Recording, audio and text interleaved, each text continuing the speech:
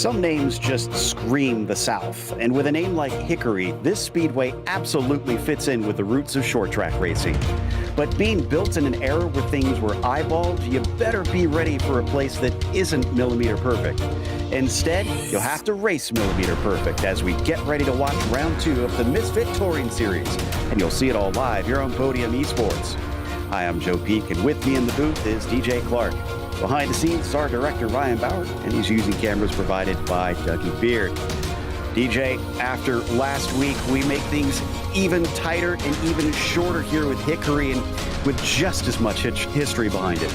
Yeah, we certainly do, Joe. This 0.36 mile oval, and I use that term a little bit loosely because it's frankly almost a little bit more like an egg-shaped oval in the way that it runs, in the fact that you've got 2 different corners at 2 different radii as they come around. It's going to make things very, very difficult. This one is going to be a real driver's track. You've got to find a rhythm, and you've got to kind of find it in a weird way. It's almost akin to a Darlington or a Motegi in the way that it drives, albeit on a much shorter, narrower, and bumpier way to go around.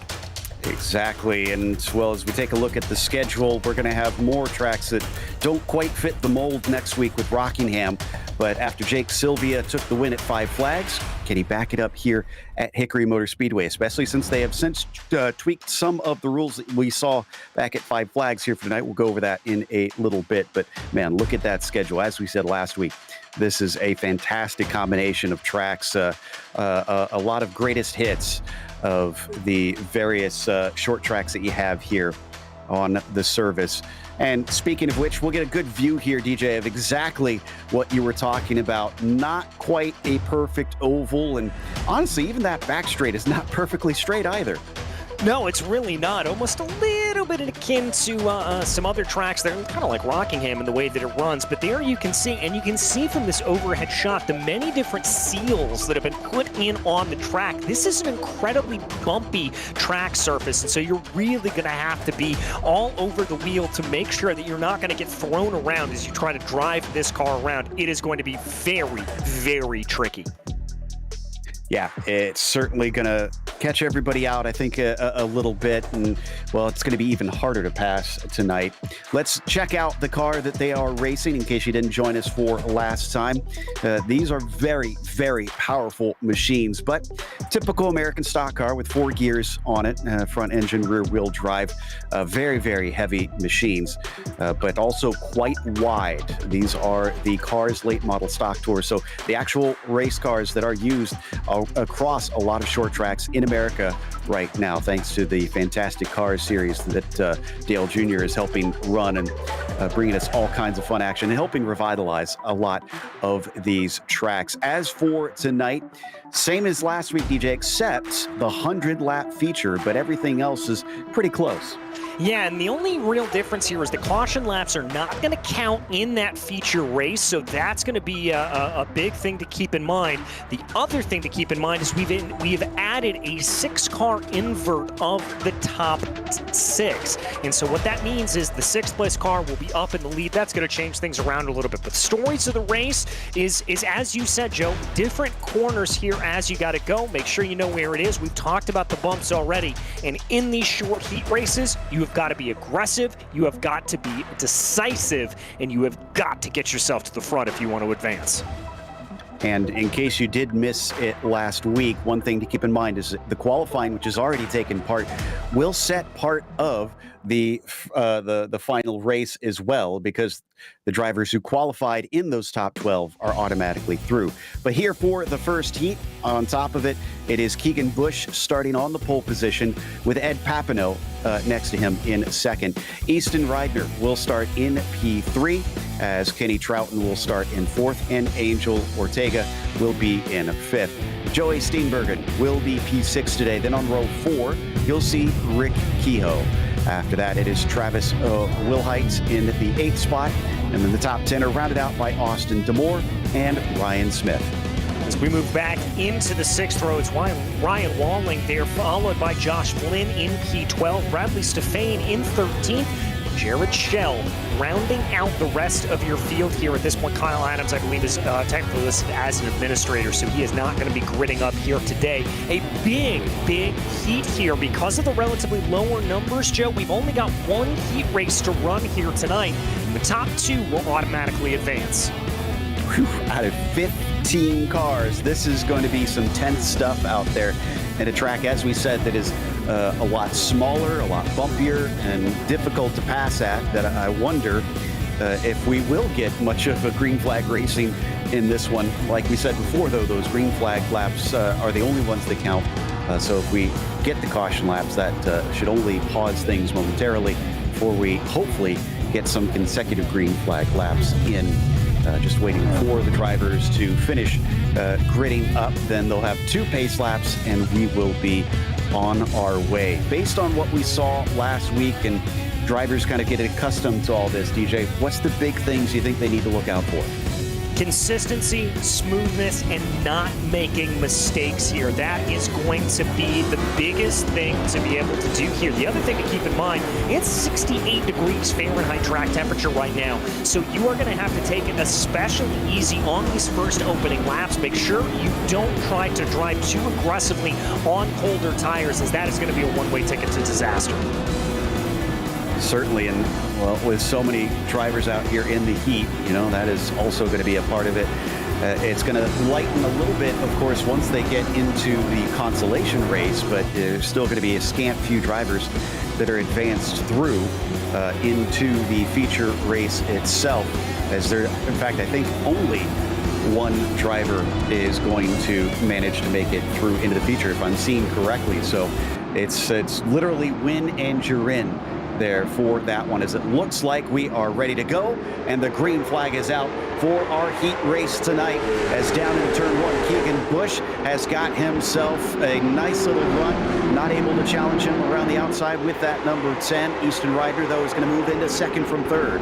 Yeah, a little bit of a slide there from Easton Ryder. That's a good move for him to be able to hold on. Ed Papineau trying to hold on to that third place position. Big wiggle in the back there for one of the machines. I think that was Kenny Trout. Last week, we saw a lot of very loose race cars. This is an open setup series, so hopefully the drivers have got a little bit better handle on it, although there are still a ton of marbles up on the high side. Yeah, there really are. They're going to have to watch out for that. We ride on board with the number 25 of Trout as he catches a big wick of oversteer there coming through the corner. He's going to have to settle down into 5th place position. Yep, ahead of him, looks like maybe a challenge for the lead, and actually Reitner's going to take it away, as Bush is not able to hold on. Down below him, the number 10 of Ed Papineau is going to try and counteract that, as Ryan Smith, it looks like, involved in an incident along with Josh Flynn down in 1 and 2. Yeah, it looks like those two came together trying to come through the corner there. We're going to jump back and take a look at the replay and exactly what happens here. Now, this is going to be coming down into that first corner, a little bit of a checkup, and that's a lot of what we saw last week as well. Not anticipating fully what the driver in front of you was doing and just getting thrown around as a result of that. Boy, it really worked its way backwards, because Flynn got into the back of Austin D'Amore, and then it was Smith that spun Flynn around, and then behind them it was Ryan Walling that spun Flynn around, or Smith around as well. So it just kept on kind of going backwards down through the order. And did we just have something happen on the front stretch just now? I wasn't taking a look at it. I'm not entirely sure what happened there. We'll have to see if we can pull up a replay as we take another look there. Yeah, Walling just left with nowhere to go. As you said off the early part of this broadcast, Joe, these are very heavy cars, and the brakes, they do what they can, but they're not exactly perfect. So I was able to track it down. Austin D'Amore, I think, got hit from behind under yellow conditions, so that spun him around. Everybody thankfully checked up after that, but certainly caused some issues. And sometimes the drivers obviously get a little bit upset about some of these things. But right now, up at the front, it is Easton Ryder who is ahead of it all. Thankfully, doesn't have to worry about all of that as Keegan Bush follows him. Last time it was Keegan on the restart, DJ, that had the advantage. This time it's going to be switched around. Yeah, as they would take a live look at Easton Ryder, really working that number 7 machine, trying to get as much heat into those tires as possible here as they go. Taking a quick check there. I think we'll be back to green flag conditions after this lap. Some more weaving here, making sure that those tires are staying up to temperature as much as possible, as it's very, very difficult to make sure, again, with the 68-degree track temperature is indeed, we are racking up, stacking up, ready to go back double file. All right, so getting ready to restart on lap 5. Can we get through for the remainder of this first heat race? Because we did get some good green flag racing in there, but unfortunately just cut short about at the halfway mark. Here we go. Reidner on the inside, and green flag is out. He is able to get a decent start, but around is outside. That 27 of Keegan Busch is actually holding on a lot better than what we saw before. He's going to be able to keep second place as long as he can shut down the 10 down on the bottom side. Yeah, that's Ed Papanow trying to be able to gain his way back up forward. Remember, Ed was second, qualified second here in this heat race, and he's going to look down to the inside, taking a narrower line there through the corner, and I think that's actually going to come back to favor as we've got another yellow flag in the air. I think it was Demore involved in this one again, getting a little bit loose. I don't know if he had help, but down through 1 and 2, he started to spin. Everybody behind him couldn't help but get collected in all the calamity, unfortunately. Let's take a look and see if he, oh yeah, 52 just turned him. Yeah, big time turnaround there. That's Travis Willite there that got into the side of him. I think just didn't necessarily anticipate him cutting down the corner that much as Travis tried to be able to keep it. We're going to take a look on board here with Travis. Coming across the main straightaway, just dives it down low. Yeah, just got into the back of him. Unfortunately, cut right at the wrong times, and but you see the results regardless. So a bunch of cars just kind of innocently winding up in the pile there. We'll slow it down once again. We got a couple laps in. Let's watch it from Ryan Walling's perspective here. Yeah, there you see a little bit of a wiggle. Now, I'm not entirely sure if that wiggle was as a result of that contact or maybe a little bit of a brush with that down inside barrier, but one way or the other, definitely found himself in a little bit of trouble. Now, one of the things that struck me with that onboard that I couldn't tell from before is there are a lot of sparks. I mean, I know we were talking about how bumpy the track is, but as low as these cars ride, I didn't think they rode that low. This track must really be a wild bucking Bronco. It very much is, Joe. You are holding on for dear life your entire way through this track. It is not easy. It will come back to bite you, and you really and truly have to be up on the wheel the entire time to make sure that you're okay, because it will fight you the entire way through. You can see our wall of drivers that we have today, 5 of them giving us their webcam feeds to see their experience out there and get all the emotions from behind the wheel. See if we get the lights out on the pace car this time, as it is still Easton Reidner up at the front. Keegan Busch is in second, and Papanow is in third. Found it interesting that on the first initial start, DJ, that the 10 was able to kind of sneak under, but the 27 did a much better job of trying to keep the outside line on the restart from being a death knell. Yeah, I was a little bit surprised by that as well. I didn't necessarily think that was the way it was going to play out. But I've got to give a lot of credit there to Keegan Busch to be able to make that play as we come back single file here at this point, back to green flag conditions. Reidner on the top spot, chase there from the 27, and down below I see Ortega trying to see if he can sneak in to pass Papanow for third position. Almost gets his nose in there, but not quite. We've lost Ryan Smith and Ryan Walling, so 12 cars out there all vying for the top 2 spots. And here fighting for 3 right now is going to be Angel Ortega and Ed Papanow as they try to do it. Ortega actually using the apron of the track to try to be able to get that car to rotate as we ride on board with Kenny Troughton with 2 laps to go. They're just slowing each other up. They're losing touch with those top 2. There's not going to be enough time, I don't think, to try and catch up to that lead pair who are automatically going to advance through to the feature. White flag is out with 1 more to go. Easton Reidner, starting it from the second position, was able to take to the lead quite quickly, and behind him, Busch was not able to hold him down, as Easton will win our heat race tonight. He and Keegan Busch will advance through. Yeah, that's a great run there for Easton Reidner. Definitely did what he needed to do, was very, very decisive in the way that he drove up through the field. You've got to give him a lot of credit there for that. He not only knows how to lead, but he knows how to pass. So our results for the last one will now there be on the screen, and there's your top two. Those drivers you will not see until we get to the feature. Ortega's going to start on the pole. Could be critical here for the Consolation, and just moments from now, everybody else on down will have to join him in this last chance qualifier to get into the feature race. Gridding up right now. And on the top of it, Angel Ortega is next to Kenny Troughton. Ed Papineau is going to be starting in third, followed by Josh Flynn in the fourth position. Joey Steenbergen will start P5 as Travis Wilhite will be sixth and Austin Moore seventh. Then it is Bradley Stefane P8 and Jared Schell ninth with Rick Kehoe. Right now, to top 10. I'll just finish these out as we only got three more. Ryan Walling and Ryan Smith on the next row. And Kyle Adams, I believe, actually is not starting in the races. He is one of the admins here in the session. So already ready to go. 15 laps to try and narrow down 12 drivers to just one, DJ, top 12 going to the feature. Actually, no, it's going to be all drivers. I take that back. Yeah, and so what this is going to do here, Joe, at this point is this is going to decide the gridding positions ostensibly for the back half of the field, and that's going to be really crucial. We did see some overtaking there in that first heat race. We saw that it is possible, but it's not guaranteed. So I think you're going to see some definite scraps here up towards the front of the field as these drivers try to be able to get the best starting position they can get.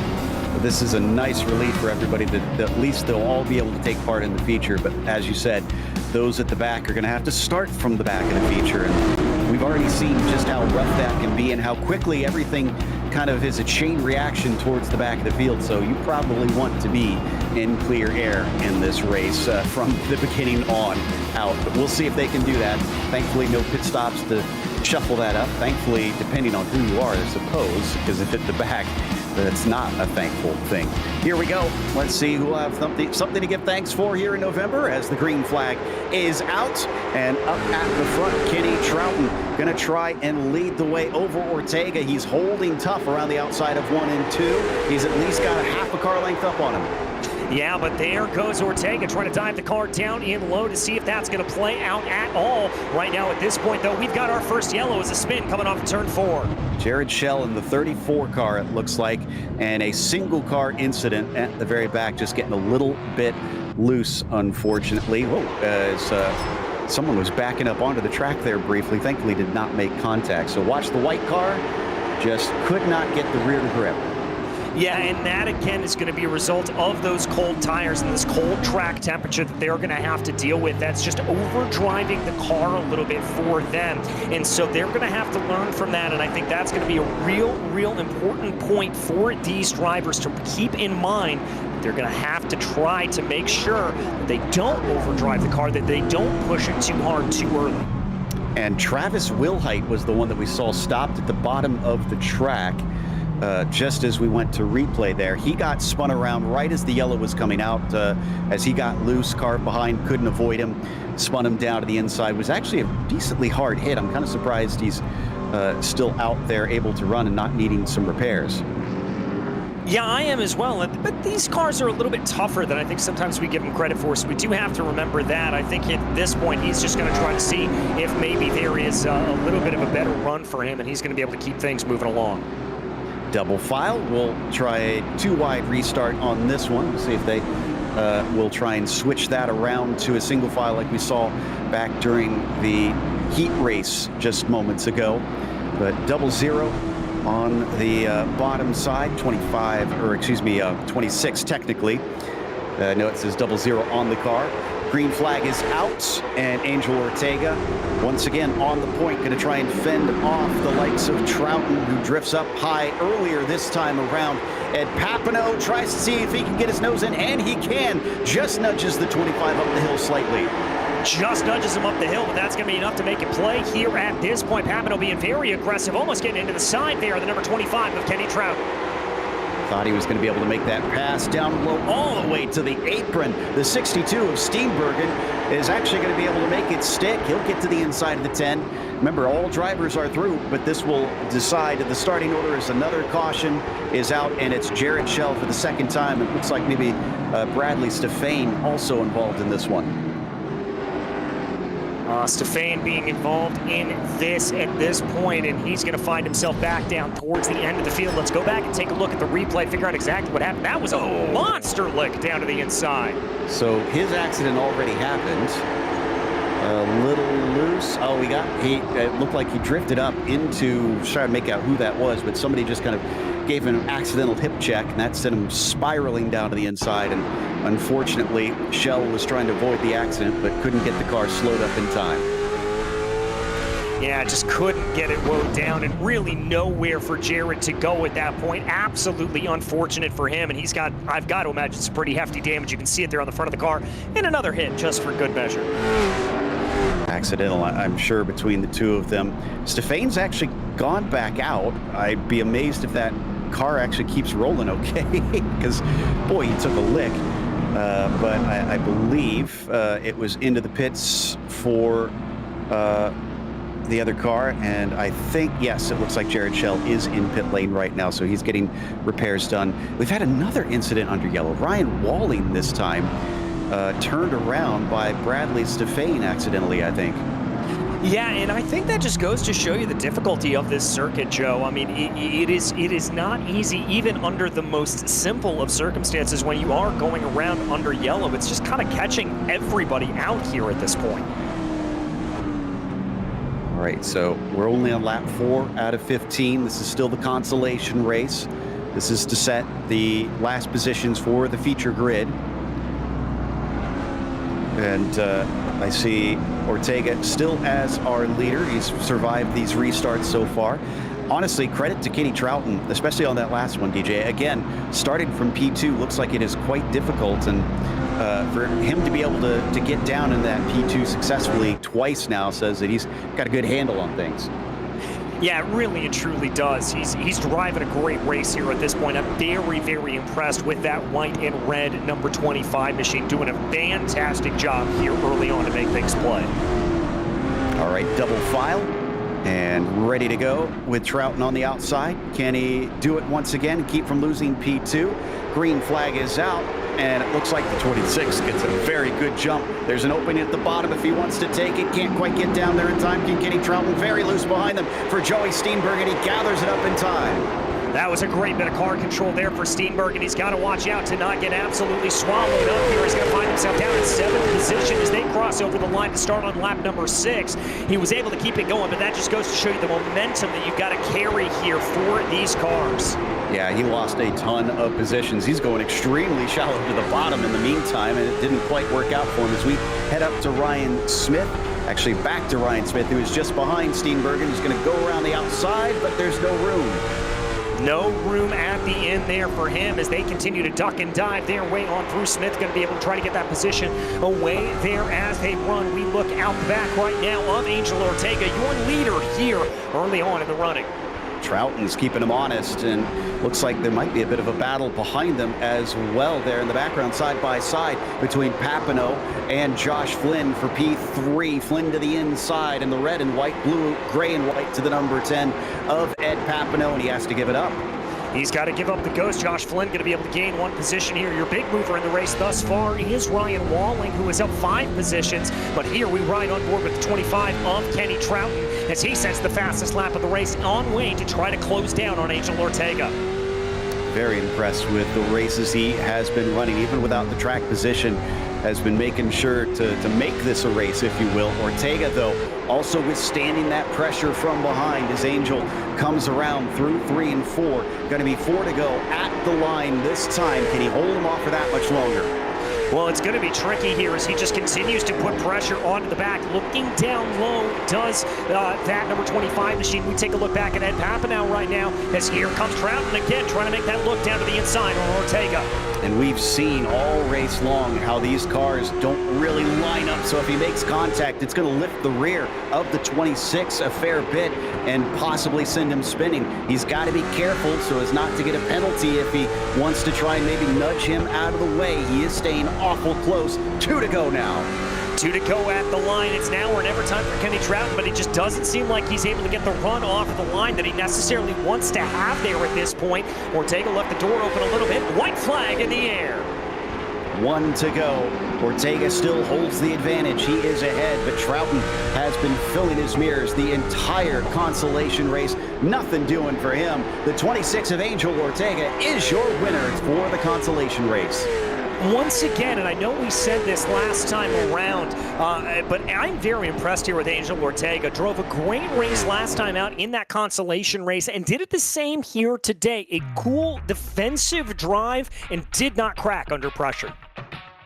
Yeah, definitely a fantastic run, and that'll take us straight into the feature as we take a look at the results of that one. All 12 drivers will head off into the starting grid of this feature event, which sees Matt Urban on the pole position and Carter Stark starting from P2. Remember, they have inverted the top 6 in this according to qualifying. Deegan Smith will start 3rd as Tyler Mueller will start P4. Then it's Nick Rayberg in 5th position, and Jake Sylvia would have had the pole with his time. He gets regrid to 6th. John Gifford started on the pole last time in 5 flags, but had trouble in the race itself. Will the reverse be true with him starting from 7th today? Timmy Spatz will be P8, and Jeremiah Rychecki will be in 9th. Michael Wiseman will round out your top 10. As we move back into 11th positions, it's Matthew Moniak, followed by Kendall Becker in P12. Moving back farther through the field, it's going to be Easton Reidner, Keegan Bush, your leaders there from that main, the first heat race that we saw. As we move back into row 8, it's Angel Ortega and Kenny Troughton, the winners from the Consolation race. Then it's Josh Flynn and Ed Papino in row 9. Row 10 will be Travis Wide and Ryan Wall. All right, heading out, and again, for those that were here last week and are tuning in once again, we will have caution laps not count in this one, and they have re-grid the top 6 in qualifying. All 26 drivers who did enter this event are getting to race in the feature, so a good chance to try and accrue some points for this one. Yeah, certainly will be at this point. As looks like, Joe, the lights are out on the iRacing safety car. It's time to go green from Hickory Speedway. All right, there you can see the green flag up and ready, waiting patiently. There it is, green flag is out and taking off down towards the first turn. It looks like it's a very good start there for Matt Urban. Down below, actually riding the apron a little bit, the 15 of Deegan Smith, hoping for an opening, but none is there. Yeah, and it almost looked like there the Carter Stark on the outside almost got a little bit of a jump start there. Had to check his momentum up a little bit as they come across the line, and we've got our first caution of the day. Trying to see, I think Matthew Moniak involved. He's stopped on the track in the number 3 machine. And I think he had a little bit of help from the 7 of Reidner. Yeah, looks like it there. He gets just sent down backwards, didn't hit anything, so we'll get re-racked and restacked. Yeah, we certainly will. We take another look at it here at this point, coming off of turn 2 down into turn 3. Just that little bit of how you doing there from Moniak. Just enough to be able to send them around. Unfortunately, because of the rules of this series for Reidner, that means he's getting an EOL for causing that caution, and he goes right to the back. That's going to make life quite difficult for him. And so we've already seen the heat race and the Consolation race. Obviously, we've already got started, DJ, but based on what we've witnessed, and now that we've got some actual on-track experience with the cars, what are we expecting in this feature? I'm expecting a little bit of scruffiness. This is a very difficult track, and the heat race and the last chance qualifier have really proved that out here at this point. For these drivers, I think they need to settle in, Joe. Just let the race come to them. Don't be trying to too aggressive too early. That was something that race control actually stressed earlier on. The difficulty of this track, you can't win the race in the first corner, but you could certainly lose it. The old adage, we know it's true. It has been for a long time in racing, but the drivers will have to keep that in mind, even on the restarts, of course, as well. As we take a look at, we are now up to 6 drivers, one of which has gone a little sideways on us, unfortunately. We'll try and get that sorted out maybe a little bit later so that we can get a nice angle on what their driving is like. So Matt Urban leads ahead of Carter Stark, as it was in the initial start. But Deegan Smith kind of surprised there, tried to get aggressive to see if he could make something happen from third by almost passing the leader. Yeah, I mean, really tried to make that move here for Deegan, and I think for him, you know, go for it. He had the opportunity. It wasn't a foolhardy move. It was certainly one that was in limits to be able to race his way around. So I think that was a good call there from Deegan to just try to see if he could get a little bit of a run.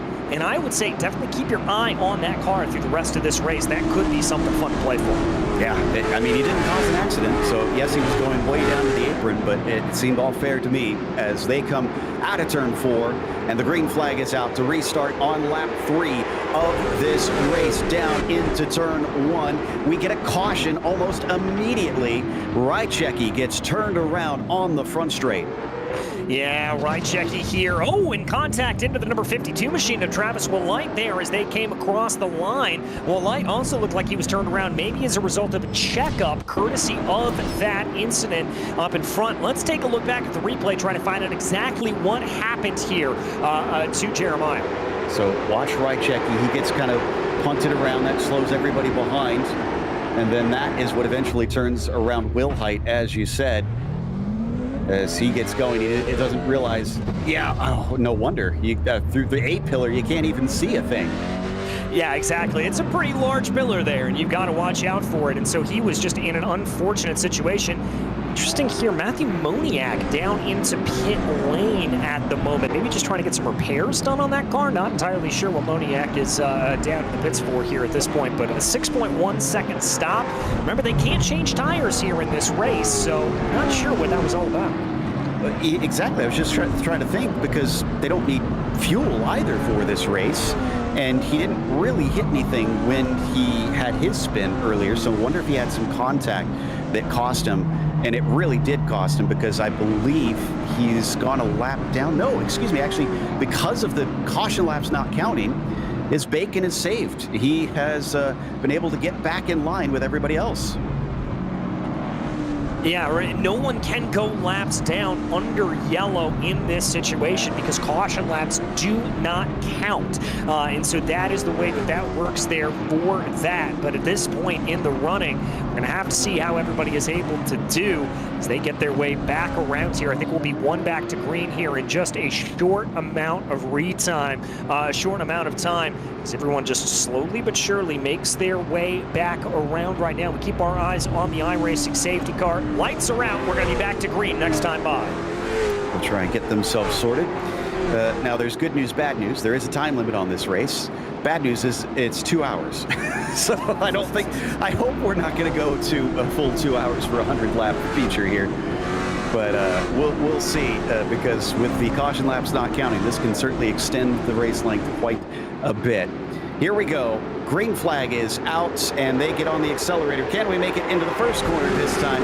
Plunging down into turn 1. No, we cannot, as we get another yellow. Jared Schell looks to be turned. Oh, the 34 there coming off of turn 4, and I think this may have been a result of a little bit of a checkup coming off of the final corner. There we've got a live look at him. He's got to be careful. Contact with P2. Oh. And unfortunately for Bradley Stefane, he was the one that made the contact. Remember, it was he and Jared Schell that made contact before, and Steenbergen. Oh my goodness, he was just mind his own business, and suddenly there's a car hooking him right into the wall. So I smell some bad blood brewing between a couple drivers, unfortunately. Well, that's short track racing a little bit of the way that it goes. Yeah, there you see it, just kind of a jerk down to the left-hand side of the track, down to driver's left, and that definitely took both of those drivers out. Hopefully they'll be able to keep themselves on the straight and narrow, and we're not going to see any sort of retaliation here at this point. Yeah, it's. I don't think that was anything intentional, but the two making contact twice now is probably not endeared them to one another, no doubt, out on the circuit.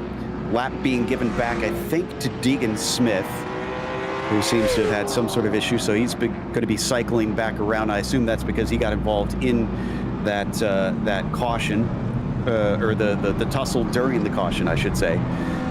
Boy, you said it would be scruffy, EJ, and you weren't kidding. Yeah, I mean, this is going to be a scruffy race, and I think we'll be fine once we get a couple of laps under our belt here at this point. But drivers just need to calm down a little bit in the way that they're running positions early on. And the truth of the matter is you're going to gain more positions if you're calm, cool, and collected. You've just got to keep everything underneath you and run your race. Don't worry about what anybody else is doing. Just run your race. Well, so far, that's what Matt Urban has been doing. He just hasn't been able to race it very long as it goes. We're only on lap 4 of this race. He still has Tyler Mueller, who's going to be starting next to him, as it looks like Deegan Smith will restart from 3rd as he was allowed back into his position. And they get lined up and ready here, double file. Let's hope that and cross our fingers that we can get some more green flag racing here in the feature. In fact, I dare say it's been messier than it was in the heats and in the Consolation, unfortunately. But I'm sure they'll sort it out as the green flag is out. And Matt Urban going to try and lead the way down into turn 1 ahead of Mueller, who is around the outside. Deegan Smith still trying to challenge that black number 78 up on his high side battle as well for 4th behind them. Yeah, here as they go, we've been able to complete a lap under green flag conditions. The battle is on here for P2 as we go Noah's Ark, Deegan Smith, Tyler Mueller, Nick Ryberg, and Jake Sylvia as yet another caution flag will fly. See Timmy Spatz turned around in the number 54 machine. Another case of a car just getting a little bit help. This time it's going to be Travis Wilhite, who just barely taps the rear. The cars, once again, look like they're quite loose in the corners. The smallest of touches, and around they go. Yeah, that certainly is what it is. And then there you see the cars spinning around here at this point, just coming back down through the corner as they tried to be able to hold on to it a little bit. And just a little bit of contact, just the bare amount of contact to be able to throw the car around. And that's going to be enough to be able to absolutely send it around and put you into a world of trouble.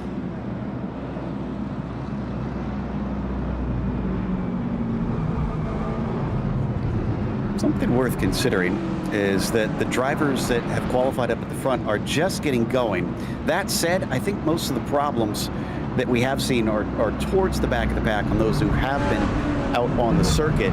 But it is curious that those up at the front are handling this as well as they are, considering they had warm-up, they had the qualifying, and they haven't been out on this track for, you know, what was it, maybe about a half an hour? Yeah, about 40 minutes or so, Joe. That's how long that they were out on the track without really having an opportunity to get themselves out and going around. So it is certainly a difficult running there for them to do this. And we've got to remember this stop and start situation here for all of these drivers. It really throws you out of rhythm as a driver as you go. And so you need to try to build that back up a little bit as you continue to go here. And every time we get a caution, it's just going to throw you out of that rhythm yet again. And they are talking to race control, or well, race control's talking to them is rather how it's going, and trying to both keep everybody calm, keep the race organized, and try and encourage the drivers to clean up the racing so that we get a few more laps as we go double file. Once again, the good news is all this double file restart has honestly cleaned up a much wider line through all the marbles, which is sort of good news, bad news sort of thing. But now they've got marbles all over their tires on top of things. Green flag is out, heading back down into turn 1 once again. Can Deegan do something tricky from that 3rd position? He's been looking at it for quite some time, wanting to get ahead of Mueller. In fact, he's going to be able to get to his inside in 3 and 4. Yeah, he's going to try to make that play here at this point. A little bit of a wiggle there behind him as we've got another yellow on the circuit. Jeremiah Rychecki, Ryan Smith on the outside of turn 3. I think the 50 thought he was clear high, and he unfortunately was not.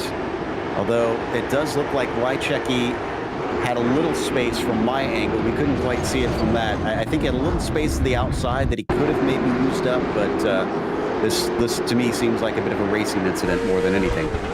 Yeah, and you're going to get these when you've got a big field of 26 cars coming down through like this. It's not going to be the easiest run. As there we see them coming off the corner right now. Yeah, a little bit of a hook there. I think that was just a miscommunication on where they wanted to go. Usually don't want to be facing your rival like that as you go into the corner. Yeah. I mean, it was maybe half a car's width, so I wouldn't really put it on right checky too much. But I can understand that the 50 thought maybe he had slightly more room. And once the momentum started going, like you said earlier, heavy cars, DJ. And if the car wants to go one way, well, physics say it's going to be a hard time stopping it from going that way. Yeah, as an object in motion will tend to stay in motion here, and that's certainly the case for a lot of these cars. But right now, we continue to work our way around. We haven't had that many retirements, really. Only Jared Schell and Ryan Walling and Bradley Stefane being counted as out of this race, although it is said that Carter Stark is down in pit lane and has been down there for about 6 minutes at this point.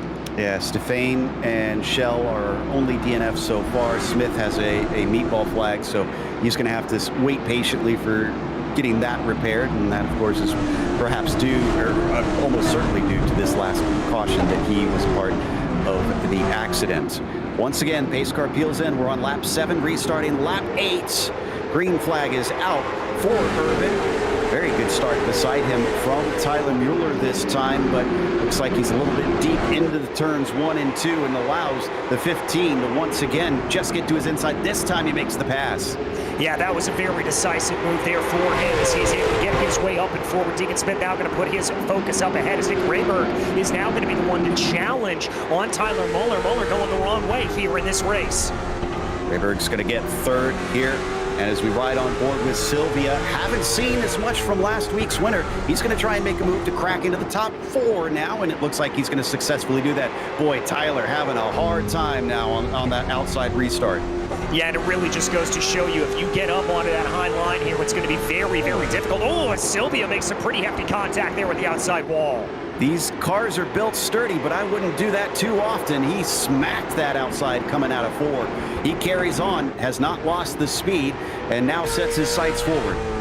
Yeah, he's going to set his sight forward here at this point, but one driver who is looking back is going to be Matt Urban. Bad run off of the corner there at that point. He's going to have to try to control himself and get back together here.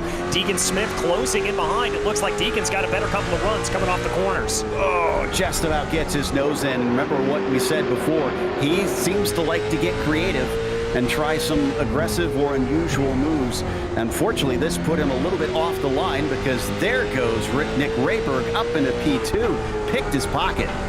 Yeah, picked his pocket there, absolutely able to make it play. A good run there for him as now they come off the line here at this point, diving down into the corner, in through 3 and 4 as we get ready to take on lap 15. The 17 there of Rayberg almost up into the outside wall. Excuse me, the 16 there of Rayberg almost up into the outside wall. We jump back farther in the order. This is Easton Reidner, currently 13th place. As a battle taking place in front of him between Ortega and Steenbergen.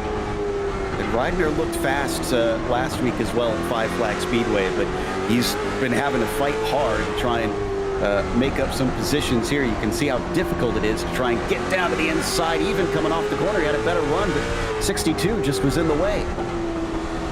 Yeah, 62 just in the way. They are not able to make a play at that point, so they're going to have to try to work their way out as here he's down to the inside right now, trying to be able to make that work. Let's see what he's got.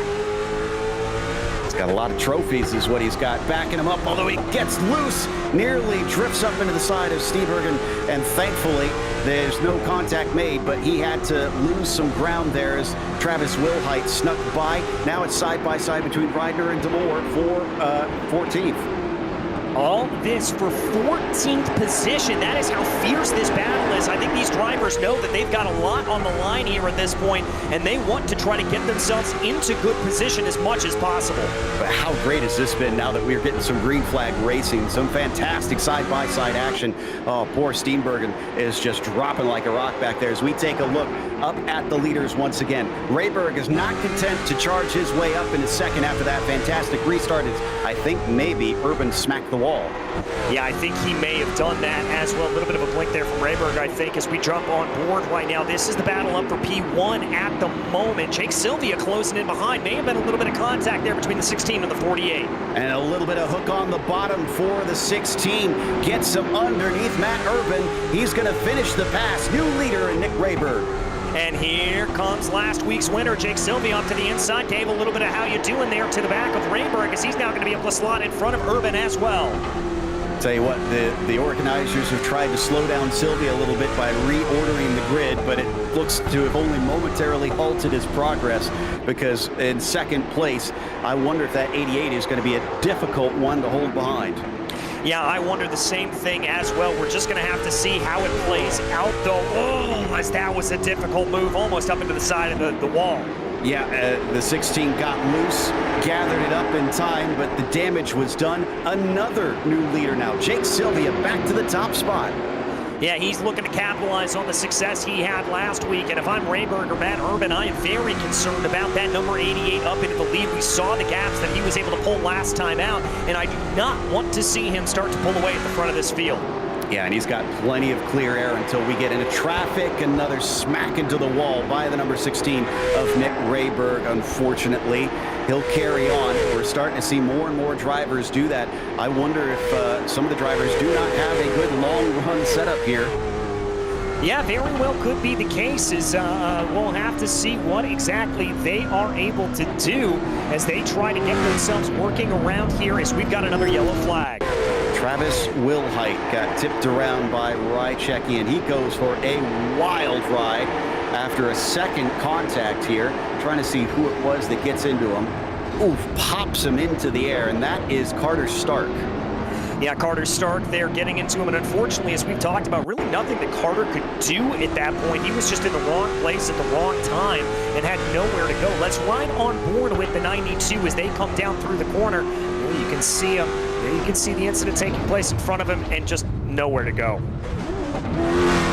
That was a very, very big hit between them. Wonder if we'll see another black and orange flag. Yeah, Travis Wilhite has a black and orange flag, so he has got to go into pit lane. He's actually having a hard time just getting the car turned around back to that pit lane, unfortunately. See a black flag for Jeremiah Rychecki. I think he's being given the blame for causing that yellow and being sent to the back, but it's a moot point, and you can see car usually is not supposed to have to steer that hard here. No, I mean, there is sometimes a little bit of offset built into the wheel, but not necessarily what you want to have happen there if you're driving it around like that. So we are over the quarter race distance here at this point, and like I said earlier, Joe, I think as they start to build this rhythm, if we're able to get 2-3 laps of green flag running, we're going to see longer runs like this. I agree. It looks like that's kind of the nature of it. They need to get the momentum rolling, and when they do, it is fantastic out there. But the herd is dwindling, unfortunately. Sylvia is at the front of that herd right now, and Rayberg's in second with Matt Urban in third. But we've, as we mentioned, lost Jared Schell, Bradley Stefane. I wonder if Ryan Smith is out of this race at this point with how long he's been sitting in there for more than 5 minutes, I think, since the last caution, unfortunately. And Wilhite has been in and out trying to get the car back in working condition himself. Yes, we are racked up and stacked up double file here once again, and we get to see what Jake Sylvia is able to do at the front of this field, leading us to green. And green flag is out as we come back to the racing now. Sylvia has got the clear air. Can anybody do anything to reel him in? Rayberg is going to try and defend that second place from the high side before we go to caution almost immediately. This one with Kendall Becker, and unfortunately for Steenbergen, as he tries to return to the track, Rychecki was coming along and plowed into him accidentally. Yeah, here we're going to take a look at exactly what happened here at this point. Just a little bit of consternation. Again, working their way around. Everybody turned around there at that point and really nowhere to go for them. There was that contact with Rychecki that you mentioned at the end, Joe. And it's another checkup that caused it. The 20 of Kendall Becker just getting into Angel Ortega a little bit. That's what brings it out. Behind them, I gotta say, very good save by Easton Rideout. If we want a good onboard, he did get a couple hits from this one, but considering how sideways this car was, I think he did a fantastic job of keeping this from becoming a mess for him. Watch this. All right, as we check it out here at this point, let's keep our eyes on that run. There it is down into the corner. That's pretty impressive stuff there to make sure there wasn't any more damage. That's Steenbergen in the 62 slowed up there. So here's Reidner. So watch his perspective. I'm curious to see what the hands are going to do here. Yeah, I am as well. There, we're going to see the incident take place in front of us. Oh, back and forth and forth and back and forth. That was just absolute instinct. What's Calvin Fish say? All arms and elbows inside the cockpit. Yeah, that's exactly what Cal would say. I think that is a very graphic illustration of that right there. So great job by him to save that in the heat of the moment and keep him in this. We're on lap 28 of this race now. We're going to get restarted once again. Does look like it's already double file, so thankfully we'll have a short caution on this one. Yeah, the race control has been bringing those caution laps down to get us back to green as soon as possible. Massive thank you there to them for that. Ooh, car up into the wall. That's Deegan Smith up into the side of the couch fence there. Maybe just trying to get out of the action. I'm not sure what that was all about. Yeah, maybe had some sort of issue as the leaders get into one another. Drifting a little bit high, the 88 slams into the side of the 16. They still bang doors. This is opening the door for Urban. Urban's going to try and sneak under, but he can't quite make it. No, can't quite make it work there at that point. A little bit of a look from behind from the 23 of Josh Flynn. He's got a little bit of momentum up on the high side, but he's not going to be able to make that play as we do get a couple of laps here under our belt. 3 wide farther back in the field. Wow, this was perhaps the most exciting restart we have had since the night started, really, if anything. But they're starting to settle out. Angel Ortega still battling side by side with the 46 of Gifford. Yeah, trying to be able to get and see what they can. Oh, contact farther back in the field. That was a big hit into the wall. I think that was Austin DeMoore that we saw there as we saw him, but everybody able to keep going the right way. Looks like we are going to at least get the cars rolling here, so we're getting a few laps under green on board with Kenny Trout. Remember how high up he was running earlier on in the heat, but has not been able to do much so far as he's still in 13th and actually on the middle of almost 3 wide for a brief moment to his outside Papineau. Stark was trying to look inside. Yeah, Stark trying to look inside, trying to get a little bit of a run there at that point, but just not able to make it play. Meanwhile, as they continue to go here, the 25 just holding in position right ahead of him. That is going to be a couple of cars. We ride on board with Jake Sylvia right now, up front, 6th position. Remember that invert, he qualified on the pole. It's starting to grow a gap here of about a car length over Nick Rayberg. Continue to lead the way. Sylvia 0.3 over Rayberg. Rayberg with a handy 3/4 of a second gap over Matt Urban. We got a car down low. I think that may have been Smith. I think it may have been as well, but we're going to stay clean and green here at this point. 37 laps to go. A lot of scruffiness going on farther back in the field here as everybody tries to be able to get themselves sorted out. This is Kendall Becker, currently in 17th place, farther back down in the field, trying to be able to get a little bit of a move there on Ed Papineau. Has to slot back into line. Just can't quite keep up with them. There's got to be a number of drivers with damage out there, too. We have to remember they don't have a spare car, so he got loose on top of it as we check in on the leaders. The 16 staying glued to the back of Jake Sylvia, our so far lone winner out of the one race we've held. Let's check in on Ad Papineau once again. Yeah, Papineau's got a little bit of side-by-side in front of him. That's Deegan Smith and Joey Stinberg, and that's going to come to an end, though, as we get another caution here on lap 39. DeMoore in the 28 I saw stopped on the track. I'm going to assume that was from him, and I think he got some help from Timmy Spatz. Oh, no, well, that's not Timmy's fault, though. No, it's got really loose. Yeah, the 7 got very squirrely coming off the line there at that point. He's riding there, and you can see him there. Just caught a little bit too much of that apron, I think, coming down through. Maybe got a little bit of wheel spin on the rear tires. So he came down here into 1 and 2. Actually, I think he caught the grass there, and that's what threw him off a little bit, and really nowhere for the car behind to go. I'm kind of impressed with how much the drivers are using that apron, DJ, because I mentioned earlier, it seems like they're kind of using it to hook the car a bit, to get it to rotate, I think, and sometimes it's working, and as we saw just now, sometimes it doesn't exactly work. Yeah, exactly. And it's very, very aggressive, but it's the way you've got to try to drive a lot of these short tracks. You know, when we talk about braking in these cars, 9 times out of 10, you're not actually using the brakes to slow the car down as much as you think. You're using the brakes to actually rotate the car through the corner. And so that's a huge thing to be able to do. And anything that you can do to help that car rotate, that's going to be mega. All right, so we are at least up to lap 39 now, so we've put in a fair few, but we're still not quite to the halfway mark of the 100 laps that are set for this main event here. Jake Sylvia, your current leader, has come up from from sixth position, up 5 spots to lead this race. Actually, where is our former leader of this race? Where did he wind up? Looks like pole sitter Matt Urban's actually currently in 3rd position, so he didn't lose too much. He's still hanging out there and trying to keep himself in play if he can at least possibly have a shot at it towards the end. We'll see if he does, because the green flag is back out and we are rolling once again. And as we've seen, 3rd place is not a bad place to be if you can get your nose in. He tries for it, but there's just not enough there as we go right back to yellow. Oh, 3-car incident farther back in the field. That's going to be the 62. Looks like Ed Papanow, Kenny Trouton, and Joey Steenbergen. I feel bad for that 62 car. It seems like every time we look up, Joey's just involved in something, and 9/10 out of 10, it hasn't been through a fault of his own. This one, though, I think might be a bit more his fault. Yeah, he went in way deep in that corner. The 25 gets a big punt from behind, and that just kind of starts it. Number of cars going up high, including Demore and Rychecki having to take evasive action and taking damage because of it.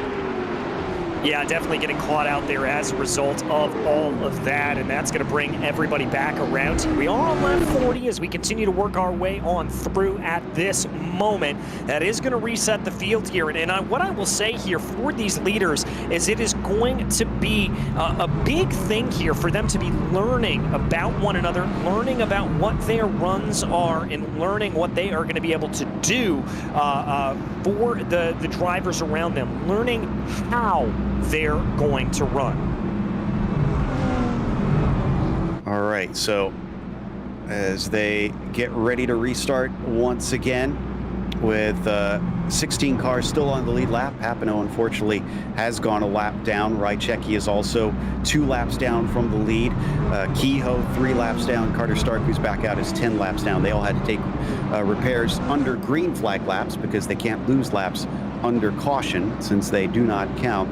But it is certainly created a situation where we have a lot of cars still on the lead lap, but it's been very few that have shown the speed to potentially try and challenge for the top spot. Can anybody take it to that 88? I think that's the real question here at this point. Who is going to be able to take it to the 88? Who's going to be able to bring their way up forward? We are going to be going back to green flag racing here at this point. Joey Silva on point, Nick Rayburn to his outside. Green flag is out. Sylvia with a very good jump, actually, this time over Rayburn in the 16. Urban's got a good chance. He tries to use the apron, as we were talking about, but it doesn't give him enough of a run. Top 4 looking single file. Then we start to get some side-by-side action behind them. Yeah, and they're going to keep it clean and green here on the first lap as they run on through here at this point. Oh, car spinning across the main straightaway. Are they able to keep it good? No, they are not. Caution comes out again. Trying to make out who that was. I didn't quite see it. Oh, Rychecki. Oh, boy. That's going to go down like a lead balloon, unfortunately. A car a few laps down, bringing out the yellow on his own. So it looks like, unfortunately, I think, I know they have a rule about if you cause, are considered the cause of, what was it, 3 cautions, you're out of the race, you're sat down. I wonder if him just leaving was that right there.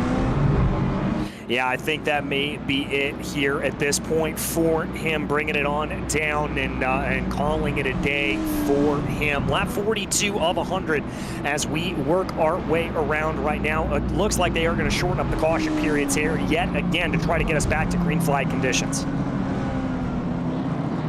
And those green flag conditions were looking good for a good 20 or so laps, 20 to 30 actually, I think, that we got under our belt for a brief while before this is kind of erupted once again.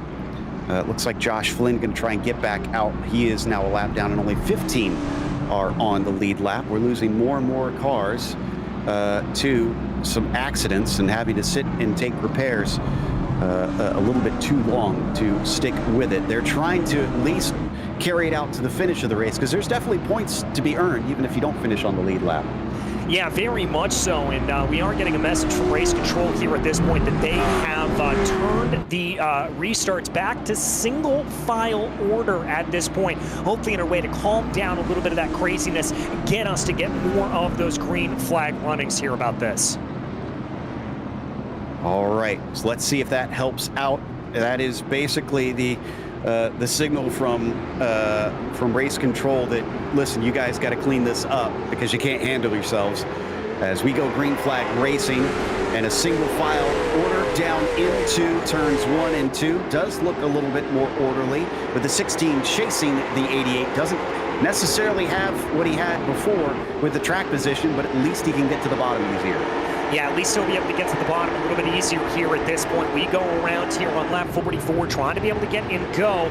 Good run there off the corner for Nick Rayburn. He's going to be able to close in behind a little bit as they go, and almost touching the bumper there, the 88 in front of him. Sticking with him as we ride on board with Nick, watching from behind that number 88 down into turn 3 now. He's been holding him off on these restarts. One thing we haven't talked about, and I know these caution laps, these extra laps are under caution, but they've been wearing out these tires all night. Remember, they have to use them from start to finish, DJ.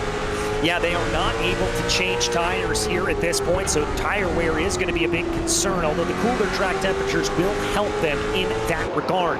We ride on board Deegan Smith there for a moment as he tried to trail around behind, trying to see if he can get a little bit of an advantage. Michael Weisman right now trying to move down to the inside there of Tyler Muller in 4th place. Nothing there for him, and the 78 will retain P4. Getting close to the halfway mark in this race. Definitely a bit of a train forming behind Tyler at this stage. As you can see, the 46 also in there along with the 00. Yeah, trying to be able to get something to play here. Angel Ortega moving up through the field as we thought he might do. Ortega up into 7th place, trailing in behind that number 46 machine, trying to close in a little bit more. Defensive line for the 46 as Ortega just tries to get by Gifford as much as possible. They're going to have to stay as they are, at least for now. They're starting to be gained upon by Deegan Smith and Timmy Spatz behind them, so they can't dilly-dally much longer. If they feel like they can pass Tyler, somebody's going to have to give this one a go. Look at how close he is to the rear of the 45. Yeah, and this is classic short track racing where you are dealing with margins that are absolutely infinitesimal, as we are officially at the halfway point here in this race. Oh, and a spin goes around the 0 of Angel Ortega. He thought he could get his nose in, and he made an ambitious move on the 46. 46 didn't realize he was going to be there, just chopped down across him. And Deegan, unfortunately, was at the wrong place at the wrong time, just caught a piece of it. I think he got away, but not without a little bit of more trading paint. Yeah, exactly. As we take a look at that there, just a miscommunication coming down into the corner once more. Not exactly what you want to have happen there. We're going to ride on board with Deegan Smith as he comes through the corner. Just a hapless passenger, really, in terms of all of this. I can't really blame Angel for giving that a try, especially with how backed up they were in that situation. I feel like I probably would have gone for a dive too, just hoping that it would stick. And to be fair, like I said, I think he was there. I just think the other car, the 46, didn't realize that he had some overlap by the time they came down to the apex. Yeah, I think that's an accurate assessment of what we just saw there, Joe, and I certainly think that is the case here at this point. 49 laps to go from Hickory Motor Speedway, and we will be back to green flag conditions here. It looks like within about a lap or so, excuse me, that was from the last caution period we have when I saw that switch back around. So, but should be back to green flag conditions here very, very shortly. And I've got to say that single file restart really worked a treat here. Yeah, that gave us a few more laps. Unfortunately, it did go away eventually, but it was a nice, good, clean restart. I assume they're probably going to be keeping it this way because I haven't seen them switch it back since then. But at least we passed the halfway mark on the race, and now we're waiting for them to get going once again. Lights are out on the base car, so this time we'll get the green, restart on lap 53, and let's cross our fingers that we can get some more green flag running and see some more great side-by-side racing like we saw there over those last couple laps. Pace car is in, Sylvia's been given the green, and he takes off like a shot down towards turn 1, although maybe not as quickly as he would have liked. Around the outside, who is that coming up? That's Michael Weissman. Yeah, Weissman really tried to make that move play there. Didn't get the momentum coming off of turn 2. We got a car spun down to the inside. Keegan Bush in the number 27, unfortunately. Don't see anybody else with him, but I think he did get some help from the 20. Oh, and the 20 is also turned around in turn 3. Oh, he's had big hits. So the initial thing that caused the caution, this 27, you could see, single car incident, nothing really dramatic. It's the 20 of Becker. Let's watch him here after this initial spin. Yeah, look at that. He gets turned around by the 25. Now watch this. Oh. And that's the 70 machine. That's Rick Kehoe that gets into the side of him there. Rick clearly thought he had clearance as he went around. Yeah, that's the initial tap there. Let's ride on board with Kehoe. Is there, yellow comes out. He moves up the track, and frankly, just a little bit blindsided by those cars up on the higher side. I was just wondering what happened because without seeing from his angle, it looks like he was flying into that accident. And yeah, it makes much more sense now, seeing how blind he was on the way in. Unfortunately, just kind of the nature of things is we watched from Sylvia there briefly. So this is one more on board from Rick. And we've got to remember here that camera that we have is indeed a camera that is in the middle of the car. Rick is actually positioned over on driver's left, so he probably wouldn't be able to see that. There's Joey Steenbergen, as you can see from him. And there you can see, yeah, and Steenbergen again, just a hapless passenger through all of that. Been the story of his night. All right, well, as we mentioned earlier, we've lost Rychecki on top of Shell and Stefane. Also, Demore is out of this race. Wilhite has been an official DNF, and I believe Ryan Smith might also be out of this one. Rick Kehoe is also got a black and orange flag, as the green flag is out. And once again, the single file starts not looking all that strong for Sylvia, who gets tipped around. Everybody dodges, and it is the big one at a short track. Everybody is into it. But the 88 is, I think, going to get very little damage since he was spun off to the side, but those from behind have been sent to the parking lot. Absolutely to the parking lot. There's some drivers that we've seen it very hard to slow these cars down, but some drivers coming in nearly full speed at the end. This is not the first time we've seen this happen.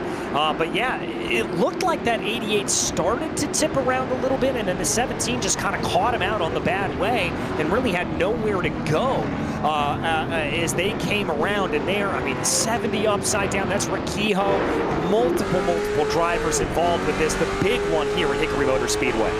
I want an onboard from the 78 as we watch here from Keegan Bush, who is definitely caught in the big part of it here. Yeah, just seeing the undersides of cars is never good. Tyler Mueller managed to escape, and I think was the only one to escape clean. He may have had a couple little touches on the way in, but yeah, watch this. This is the perfect angle right here. The seas are just going to absolutely part. Yeah, I mean, this is an absolute Moses moment here for him. You see the contact there in front. That's going to pull it up and around. May have caught a little bit of damage there on the side, but absolutely able to just slip his way on through. Gifford also kind of got through there, but he definitely got damage out of it in that 46 machine. Curious who, honestly, it was able to get through there at all. If we have some more DNFs. Yeah, Weissman is out now, it looks like. So that's our latest one lost from that one. I wonder if he was the driver that was kind of popped up into the air. That looked like a pretty hard hit for that car. Otherwise, actually, it doesn't look like I see too many other cars in pit lane or anything. Angel Ortega's been sitting in there. Not sure if he'll be able to. Yeah, Ortega's actually just coming out now, but he's no, Ortega's on the lead lap. Oh, well, that is good for him. He has managed to keep with the lead pack, and hopefully will be able to work his way back up to the front. Remember, Angel looked very strong in the heat race. Yeah, looked very strong in the heat race, and that was similar to what we saw last time around. Didn't have the best qualifying, but certainly was able to put himself into a good position to get himself up into the front of the field here as they run. The lights are out, though, on the iRacing safety car. We're going to go back to green flag conditions with Tyler Mueller at the front of the field. green flag is indeed out, and Tyler, your new leader. It's been the 88 for so much time. What has the 78 got to try and hold the others back? We know Gifford is quick over a single lap as he took the pole on the initial race weekend here last week. He's going to follow him around here on the second lap under green. Behind them, watch out for Spatz and Matt Urban, driver who started on the pole for this race. Yeah, Urban certainly has been just clocking in the laps here at this point. 45, making 44 to go as they cross over the line here at this point. Trying to be able to see what they can do. A little bit of spacing out up at the front of the field. That's going to be good, I think, as these drivers start to settle in a little bit more and maybe get a good green flag run under their belts. For those who weren't here for earlier in the broadcast, Urban was on the pole due to a regrid of the top 6, mind you, but still, that's within the top 6 that he started, which I think only one other driver in these top 6 started there. That is Mueller, your current leader. On board with Troughton now in the 25. Boy, he has been in and out of the wars today, too. Yeah, he certainly has, and a lot of credit here has to go to Kenny. Up 8 positions since the drop of the green flag. He has just been the Energizer Bunny. Just keep going here at this point, and just continues to go. Almost contact there with the outside retaining wall, but he'll keep it clean and continue to try to move his way up on Deegan Smith. Meanwhile, up for the lead, Tyler Muller having a little bit of an attack from Gifford. John's been keeping him honest here. Looking left and right, trying to see if he can find some sort of opening. Look at him try and dime it off the entry to see if he can get the run, but it's just not quite there. 40 laps to go now for these drivers. They're into the meat of this race. He takes a big look down to the inside, does the 46. He is eager to make this pass quickly. Yeah, he wants to be able to try to get this, I think, with the looming threat here of another yellow flag. Gifford wants to be able to get into the front of this field and control this race as much as possible, and I fully understand that impetus. Especially with how close they still are to Timmy Spatz behind. I'm sure if he feels like he has the pace, he doesn't want to be under threat for even losing second place, even though they've got time to go in this event. But nothing has been given him the top spot quite yet. It's been a pretty brick wall from Tyler Mueller up at the front, just running his racing line. Yeah, and that's exactly what he is able to do here at this point. You're up in the lead of this race. You can dictate the lines you want to run. You can dictate how you want them to be run, and that's exactly what he needs to do. Wide line coming off the corner, but that's not going to hurt him because he's just able to keep doing what he wants. You know how Keegan Bush, a little bit farther back in the field, back down in about 10th position right now, make that 9th. Oh, this time he actually gets inside of him. Back up at the lead. The 46 is there, but he gets loose, and he spins to the inside, and that brings out the caution. It was a good, valiant effort, but John just did not have the grip underneath him. I wonder if he didn't have enough tire. Yeah, I wonder if that could be the case. Again, using that apron to try to rotate the car as much as possible. We see him here coming through 3 and 4 off the line right there. A little bit of a twitch on the back of the car. Takes that look down to the inside. Was there contact? It didn't look like there was. And I think you're right, Joe. Those rear tires just giving up on him. He was pinched to the bottom. Couldn't track out on the outside. Car didn't seem to want to accept it. And what a brilliant move. I mean, that tiny little opening, it was a crack in the armor, and he was able to get himself in due to that, but couldn't do anything with it once he got his fingers there. Yeah, just a slow and lazy spin that we saw there from him, wheeling that car around here at this point. That's going to give control of the field back over to Tyler Mueller. Good run for Tyler. Remember, he started all the way back down in P5 here at this point as they try to be able to just get their way up forward. And Tyler has kind of been in the running here today, all day.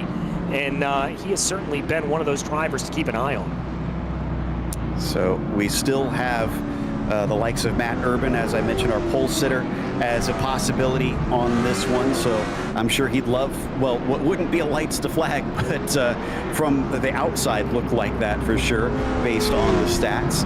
We'll see if he can manage that. But Mueller, I have to say, I'm very, very much impressed with the way that he has been handling this race. Timmy Spatz, though, that's the dark horse for me on this one, DJ, as it looks like they're going to hold off on the restart. They are going to try the double file again. They're extending the leash on the drivers a little bit. All right, well, with about 35 laps to go here in this race, I mean, I do love it, and that certainly will be a little bit of an interesting run here. It's going to make things more competitive. It's going to really amp up the stakes here at this point. All right, let's see if they can handle it. I'm going to just hide behind the couch for a bit on this one because it didn't go well at the start of this race, but hopefully with it being a much smaller field, I mean, we are down to only 16 cars racing right now. That's not on the lead lap. That's racing total. As the green flag is out, no, they've turned it back to single file, it looks like. So they decided they did not want to do the double file on this one. And it is, Mueller is going to restart at the front ahead of Spats. Matt Urban in third. Battle for fourth, though, behind them. Yeah, that's Moniak trying to send a big move around the outside. We ride on board with Jake Sylvia here. Remember, he had that problem a little bit earlier on. Sylvia all the way up to 8th place here at this point. Following that, he's going to move down to the inside as he's going to find his row blocked in front of him with a little bit of Noah's Ark. But Deegan Smith made a good pass on that one. The 15 now up into 4th position. He can try to charge forward and see if he can catch those top 3. Lap 69 of the race here as we ride on board with Kenny Troughton to the inside of the 3. Yeah, he's just sending moves down to the inside there with Moniak. Moniak, I think, maybe out of tires here a little bit. That car just not looking like it's got the grip here at this point. But this is Troughton doing a good job. And I think for him, what he wants to do is just follow in the tire tracks here of Jake Sylvia. He knows that car's got speed. Yeah, I'm sure Sylvia's hard charging his way back forward. I don't think he got much damage from that initial wreck, him being involved in the big one, if you will, and is back up to 6th place. Back to Timmy Spats now. Last time it was a car trying to get to the inside of Mueller after he made a mistake. It was Timmy watching that. Does he have the ability to try to repeat that feat? Well, let's see if he does indeed. A little bit of a twitch there out of Tyler Mueller up in front of him as they try to go down through the corner here at this point. And Urban looked like he was going to close up behind. Now Deegan Smith going to have a little bit of a look down at the inside of the 48. That's a battle for P3. And Smith is going to be able to do it. He gets into the side of Urban just slightly for the podium spot. Can the 15 finish the job? Looks like he's got that shorter line working for him. No, great run off of turn 4 here from Urban. Yeah, Urban really fighting back. We ride on board with Nick Rayberg here at this point. He's going to try to pick the pocket here of the 48 of Matt Urban. If that is Deegan Smith is able to get on through, but Urban is not letting this go quietly. And Spats, look at Spats. He's up to the inside of Tyler. He's going to try and take this lead away. They're 2 by 2 for 1st, 2nd, 3rd, and 4th now. Deegan Smith able to get the move in for P3, but the battle's still on for P2 here at this point. They're going to be side by side. Spats has got the line. Spats has got the position with a big wiggle there from Tyler Mueller. I said he was the dark horse, and now that dark horse is leading as we got a wreck behind. Oh, that was almost instant. A car getting turned around, and I think it was Deegan initially. And then everybody behind him could not avoid, including Jake Silva once again. Sylvia here just getting the bad brakes across the board. Now the 15 here, looks like he may have gotten into the front of the car in front of him. That started the tip around and then the check up, moving back down through the field as we've seen so many times here today. And a few other cars afterwards kind of just having lazy spins, trying to avoid all that action. This is Sylvia's perspective.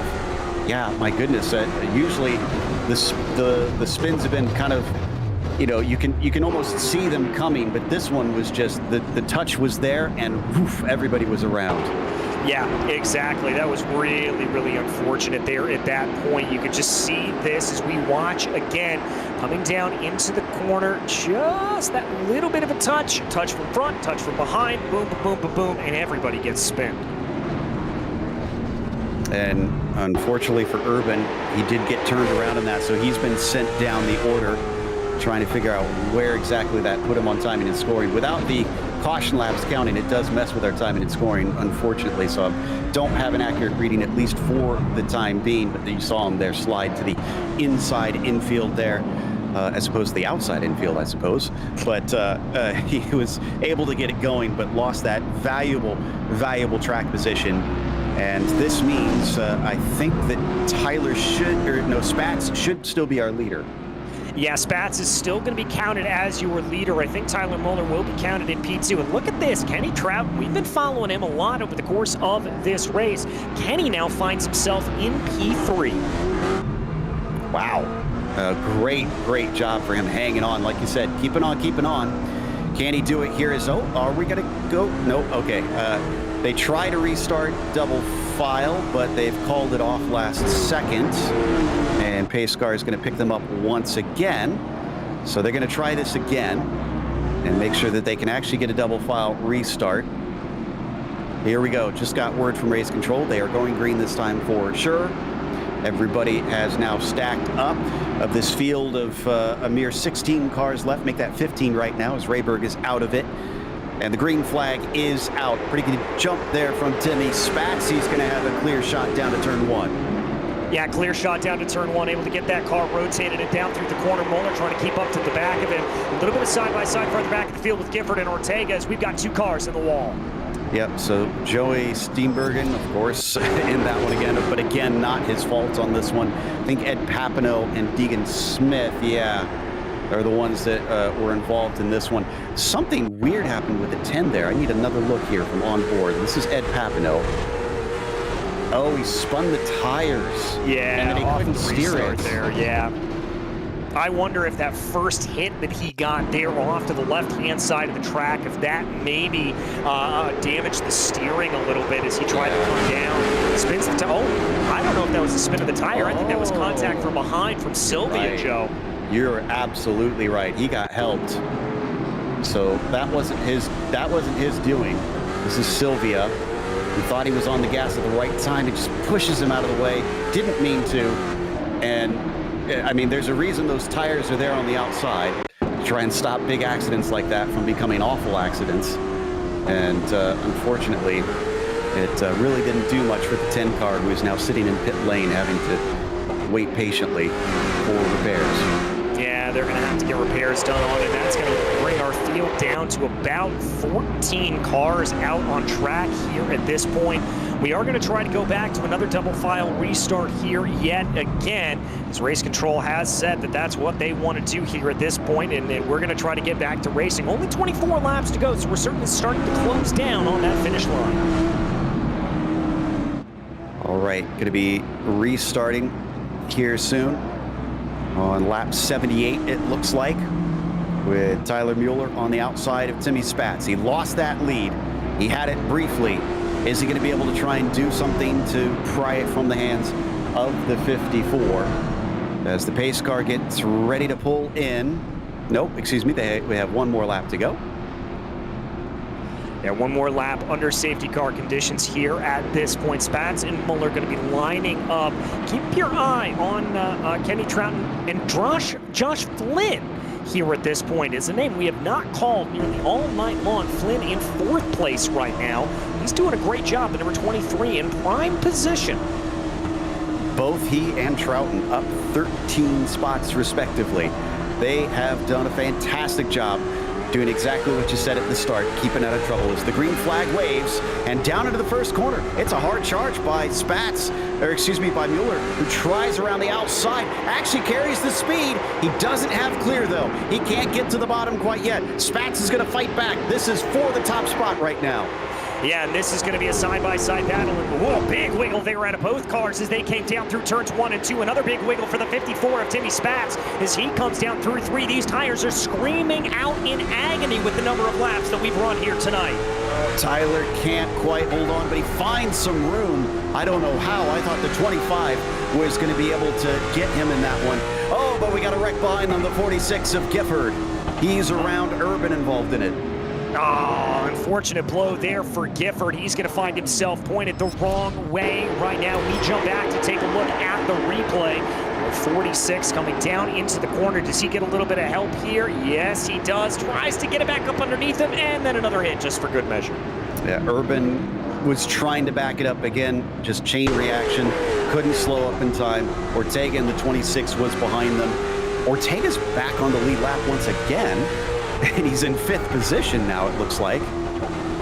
So Josh Flynn, does he stay out of it? Just enough space to the outside, about a lane's worth. Oh, that is absolutely remarkable there for him to be able to get his way on through. Josh, a very, very lucky customer there. 21 laps left on this one. It has been an outright slog, unfortunately, with all the cautions that we have seen. But I got to say, I have a lot of admiration for those drivers that are still out there, and especially those at the lead of this race, managing this one, putting themselves in the right spot when it matters at the end. But we've been starting to wonder a bit in the background, does the 25 have a bit more tire than Mueller and Spatz? Because those two do look quite loose. Yeah, they do look very, very loose here at this point, as it is very, very sketchy running. Again, not that much running here for these drivers under green. I mean, we've only gone about 80 laps. These tires should make it, but certainly having a very, very tough run with just as many laps as we put down under caution here for them. Okay, so we get ready to get started once again. We're not double file quite yet, so we'll need another lap around. Certainly Spatz and Mueller are ready to go. So they're almost side by side already. But this race has been chewing up cars and spitting them out, as it looks like lights are off on the pace car. How many more will it gobble up before this is done? As we get ready to take the green 2 wide all the way down for the 8 rows or 6 rows left. Lost count a little bit. There is the green flag. Last time out, Spatz was trying to fight hard from the inside, and Mueller was trying to make him work hard for it from the outside. This time, though, Spatz with a much better run through 1 and 2, cut back down to the bottom immediately from the 78. And here they go as they try to run through the corner. Looks like the rest of the field relatively single file as they go here at this point. Oh, big wiggle there from Kenny Troughton. That's going to open up the door for Angel Ortega. There goes that theory. Troughton apparently losing a bit of the grip himself. Angel Ortega, who made it, had to fight his way in through the Consolations to try and come from the back of the field here, is now up into the podium spots. Josh Flynn, who made that amazing escape before, is up into P4 after the 25 is dropping. Yeah, dropping like a stone here, stuck on the outside, and Jake Sylvia tries to work down to the low side there of Kenny Troughton. He's going to keep pushing that advantage as much as possible. 17 to go. Oh, has to check up his momentum a little bit. That's going to give the low line back to Kenny Troughton. I wonder if Sylvia is dealing with some sort of damage out there, because usually he was much quicker at the start of this race and then controlled it for a long ways. Since then, we haven't really seen him up at the front, and Mueller has a big bobble. He has to fall back behind Ortega. And Ortega now is going to hold on to that second place position as Josh Flynn tries to also put Tyler Mueller down, and it looks like he's going to do just that. Kenny Troughton now going to be the next car to try to make that move, but it looks like the number 78 is going to be able to slot back in the line. As we hop on board with the 25, looking forward at the front group. He might lose the position down underneath him. The 88 has a big try. Couldn't see it, but he gave it a right go at it. Didn't work, at least this time around. 14, make that 13 laps to go as we cross the line once again. Spatz is certainly appreciating the drama behind him, because he started to run away as we go over to Matt Urban now. Yeah, getting a little bit feisty there, moving his way through the field, getting by Kendall Becker. Kendall Becker all kinds of loose coming off at turn 2. That's also going to open up the door for Matthew Moniak. We've got a turnaround, and that is again the number 88 machine being spun, cars on their lids. Oh, that 25. After all he was doing right in this race, it went wrong in this last stint in a big way. Turned upside down, he winds up on his wheels, but certainly has a lot of damage on that one. This started with the 26 of Ortega, actually. If we jump forward up in the pack here, he gets turned, big checkup behind him. He catches it, actually, a little bit of help from Flynn. And then it looks like, I think the 88 just didn't have enough time to react. Yeah, just didn't really have enough time to be able to get themselves back on through. Let's watch this again on board with Kenny Troughton. Yeah, contact there into the 88 with that little bit of a wiggle, and Troughton goes for a big, big ride. So apologies to Sylvia. Yeah, it was Troughton that turned him around instead. 46 plowing into him that turns him over. Urban got a big hit. The 20 of Kendall Becker got multiple runs into him. So he also got some severe damage on that one. 12 laps to go, and we go back to caution once again. One thing that we do have to keep in mind is if we get to 1 lap to go, once that white flag is out, we cannot see another caution. The race will go to the checkered flag. So If we do get some more cautions here, the goal is to just reach that white flag, and then we'll get that final green flag lap. Yeah, exactly. That's what they're aiming for here at this point as we just continue to push our way along right now. Let's see, though, as I think we are going to have a little bit of an interview here with Kenny Trout. Howdy, how's it going? Indeed, Kenny. Well, it was actually starting to look pretty good. We were speculating that you had good tires there at the end, but then we saw a little slip up. What was the state of your rubber? And after that last restart, I was pretty loose, I'm not gonna lie. I don't know what happened, if they just fell off or what, but then that checkup for this last caution, I probably just killed them with more turning around, so. You're not usually supposed to see the pavement above you. How is the car right now?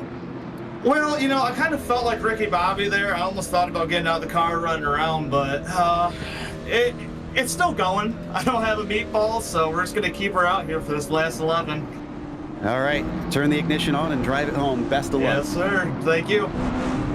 All right, so Trouton's going to stick with it, and we're going to get a restart with Timmy Spatz on the point, and Ortega somehow still behind him, but he's under threat as the green flag comes out. Looking up the inside, Tyler Mueller wants that one back immediately with 11 to go. He wants it back, but he got a big wiggle coming at it too, and that had to really get him off the pace there at that point. Spatz leading the way, but Angel Ortega looking very, very strong here as he tries to close in on the back of your leader. Wasn't even phased, my goodness. Yes, look at him, already filling up the mirrors of the 54. So far, Timmy Spatz has not been able to be overtaken by anybody since he took this lead away a few laps ago. And as they plunge down into 1 and 2, can the 26 be the first to do it? He ducks back underneath. Looks like he's got quite a bit of tire. He is able to get underneath them down through 3 and 4. Is the job done yet? No, it's not. Spatz fights back along the outside here, trying to run that high line to the best of his ability. Contact between your two leaders here at this point, and that is going to be Angel Ortega muscling his way through. And there's the yellow. That's going to give the lead to the 26. He got his elbows out. Poor Kenny Trouton. What a pour into what was a great race up to now. He's involved in another one. Yeah, not sure exactly what the cause of this was. We're going to jump back here to check out the replay. That's Trouton down to the inside. Looks like a little bit of contact there with the 48 machine, and that just sends him right around. Bit of a shame that one was off into the grass, but I guess when he backed up onto the track, that kind of triggered the yellow a little bit there. And here we're going to watch it from on board. Urban there on the left of the screen. Yeah, I don't think he even realized that he pinched him as close as he did. Yeah, I don't think he did either there. Just an absolutely close run there at that point, and that is not what he wanted to have to go. And my goodness gracious, certainly a very, very tough run there for him. Well, this has seen so many players work their way to the front, find themselves looking like a good shot at the win, and then it all falling apart. Is Spatz the latest of that trend? Can he hold on to this here? And will Ortega steal it? Because, I mean, so far it's been a bit of a curse to be our leader in this race. Not sure if I'd want to be at the front. And actually, Ortega was supposed to be the leader, wasn't he not? They regridded him in second. This is interesting. Not sure what's going on. So here we go. Green flag is out. Spatz has the lead. Ortega immediately goes on the attack, but here comes Sylvia now. Here comes Sylvia trying to see what he is able to do. We know the speed that he has at this point. The 27 going to get pushed up a little bit high as they run, and that's going to be Keegan Busch and Matt Urban trying to make that play. But here it comes, 6 to go for Angel Ortega to make a move. The phoenix of this race, the 88 of Jake Sylvia, coming back to try and see if he can still win this race with 6 laps left, but he's got to pass 2 cars to do it who are looking like they might battle soon. The Ortega, the 26, is still trying everything as, he gets a much better run. A bobble from Timmy Spatz hurts him as he flies back to third. He flies back to third, almost doors there with Jake Sylvia, who's back on the attack here as they come across the line. Yellow flag in the air. Trying to find it, and it looks like Moniak in the number 3 machine. I think he got a little loose, and unfortunately for him, Keegan Busch was trying not to send him the rest of the way around, but just could not keep it from happening. Oh, wow, that was a smack into that outside wall. Yeah, it really was. That was a pretty hefty lick there at that point. We're right on board right now with Kenny Troughton, who had a bird's eye view of this entire situation as they come off the line. Wiggle, wiggle, bam, there into the outside wall. So, interesting stuff on this one. And am I seeing correct? Is Ortega's now our leader? Oh, that's right. Okay, it already so much had happened. I forgot that Spats had that slip up. And so this time Ortega gets to keep it, but the bad news is the 88 is the car behind. Yeah, and what is going to happen off of this restart? 4 laps to go here when this green flag is going to fly. This is going to be a shootout to the finish, and keep your eye on Jake Silva. It is going to be crazy. He is going to be pushing like nobody's business here at this point. Okay, they only have to be green for 3 of these laps, remember, because once the white flag is given to the leader, then they can finish the race under green. There's no yellow that can stop it. And that will also include these restarts. If they restart with 1 to go, that's it. It's not going to be going back to yellow. So watch out for that. And they continue behind the pace car with the lights out.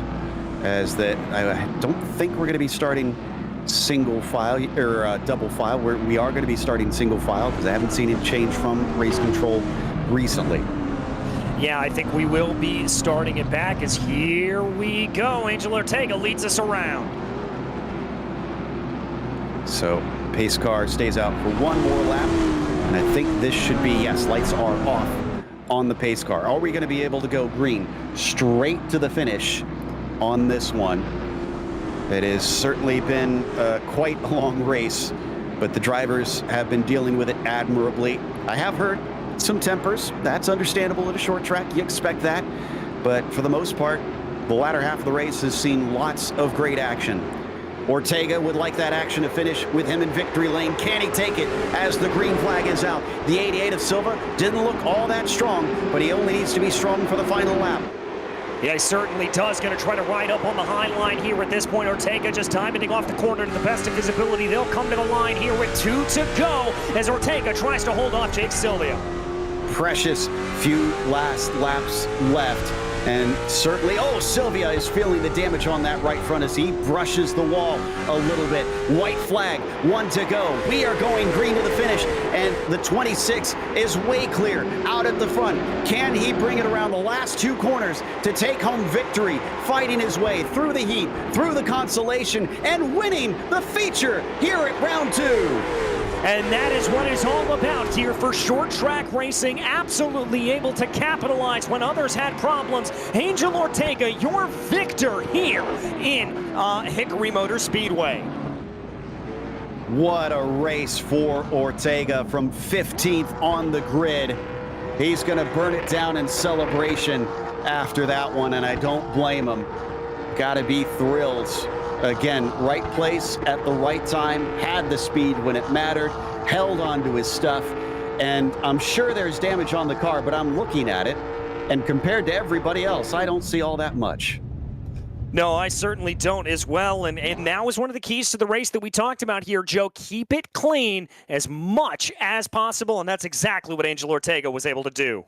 The race may be over, but don't go away. After our short break for the Misfit Touring Series, we have the unofficial results as well as driver interviews coming up.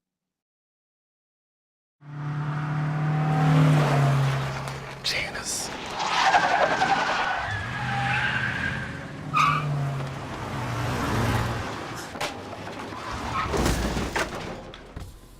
What's up, Doug?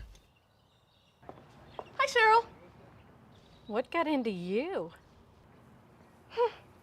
At Sunoco, we know how to fuel peak performance. We've been doing it for American racing for over 50 years. Fuel your best. Racing isn't easy, but experiencing it is. iRacing puts you in the driver's seat with the industry's leading sim racing game. Drive on laser scan replicas of the greatest racing circuits from around the world. Go head-to-head against other drivers chosen by skill-based matchmaking to ensure competitive racing at every level. Compete across all your favorite series. In officially licensed cars, engineered to deliver the most accurate driving experience possible.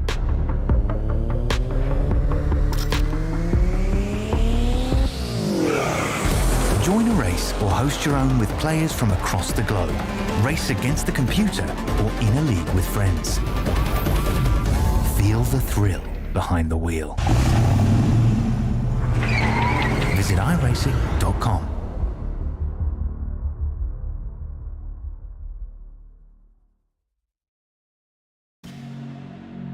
Welcome back to Hickory Motor Speedway. After a long 100 laps, at least of green flag racing, we won't even be able to count how many yellows there were on that one. Angel Ortega is going to be your victor, coming up from 15th on the grid. Jake Sylvia fought hard to try and get back to the top spot after he unfortunately was spun and led a good chunk of this race, but was only able to make P2 in the end. Timmy Spatz was the last one on the podium in third. Matt Urban, P4, started from the pole. Actually, honestly, I would say a great job considering it was a regrid for that pole, and he still finished with a fourth place, showing he deserved to be up there. Keegan Bush was fifth, and Josh Flynn was sixth. Then it was Kenny Troughton, who amazingly, with a car that was on his lid at one point, finished seventh today. Deegan Smith was eighth, and Tyler Mueller ninth, with Kendall Becker in 10th. It was Matthew Moniak, the last driver to finish on the lead lap, followed by some more drivers here. Gifford, Stenberg, and Stark, Papineau, Rayberg, Weissman, Reidner, Kehoe, and Demore, all having some very, very rough days out there today. And from there on down, we've got Jeremy Rychecki, Travis Wilhite, Ryan Smith, Bradley Stefane, Jared Schell, and Ryan Walling rounding out your 26-car field. So we're gonna talk to Angel Ortega and have a chat with him.